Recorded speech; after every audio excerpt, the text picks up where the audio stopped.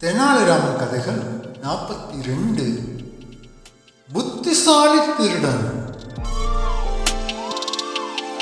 ஒரு நாள் விஜயநகர தலைநகரின் மையப்பகுதியில் இளமாறன் என்ற திருடன் பகிரங்கமாக சவால் விட்டான்.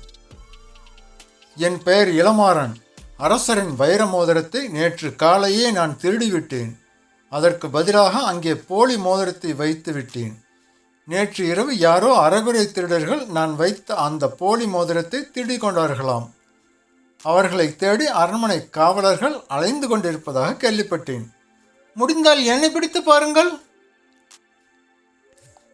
ஆனால் அரண்மனை காவலர்கள் பயிற்சி பெற்றவர்கள். அடுத்த சில நிமிடங்களில் அங்கே காவலர்கள் சூழ்ந்தார்கள். இளமாறன் கைது செய்யப்பட்டான்.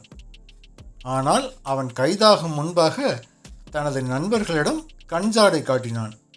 அதை மறைந்திருந்த திருடர் கும்பல் கவனித்தது. வைர மோதிரம் திருடிய திருடர்களுக்கு இப்போது தேள் கொட்டியது போல் ஆகிவிட்டது.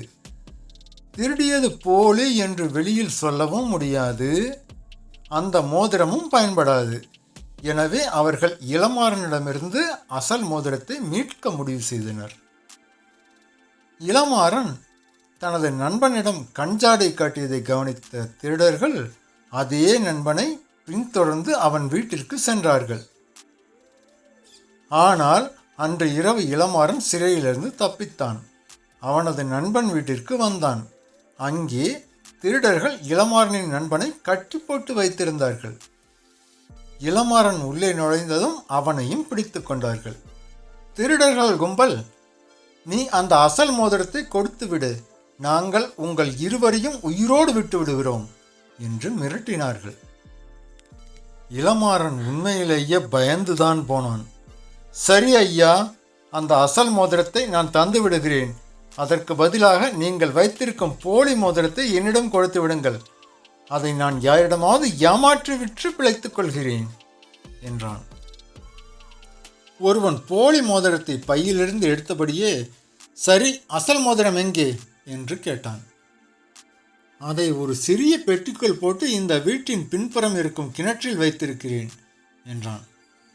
2 திருடர்கள் கிணற்றுக்குள் இறங்கி முழுவதும் தேடினர். ஆனால் அங்கே எந்த பெட்டியும் கிடைக்கவில்லை. அந்த நேரத்தில் திடீரென நுழைந்த அரண்மனை காவலர்கள் அங்கிருந்த அனைவரையும் கைது செய்தனர். ஆனால் இளமாறனும் அவனது நண்பனும் மட்டும் சிரித்தனர். ஒரு காவலன் இளமாறனை வணங்கினான்.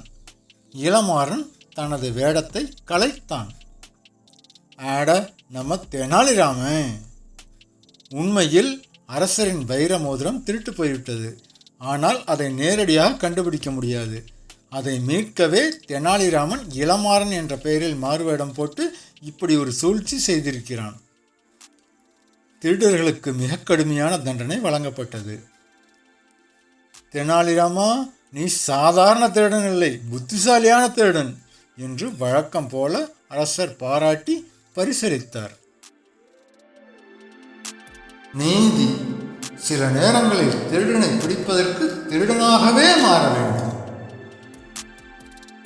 சப்ஸ்கிரைப் பண்ணுங்க, லைக் பண்ணுங்க, கமெண்ட் பண்ணுங்க. தேங்க்யூ.